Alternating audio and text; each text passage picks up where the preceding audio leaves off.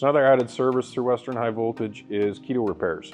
Now we've got here a 3/4 ton keto jack. Every time these come in for inspection, we have to tear these completely apart. You'll see here on our workbench here, there's a diagram of all the parts and pieces that come out of one of these jacks. Each one of these pieces is visually inspected. A lot of the pieces need to be measured, such as the brake, to make sure that they're within tolerance. After that's done, everything gets packed back together with some grease and we'll go throw it on the test bench. Now we've got our 3/4 ton jack loaded up into the pull test here. We've got our load cell up top. This jack is then tightened up to maximum force of the rating within that jack. We're sitting up at 2,300 pounds. This is a 5-minute test.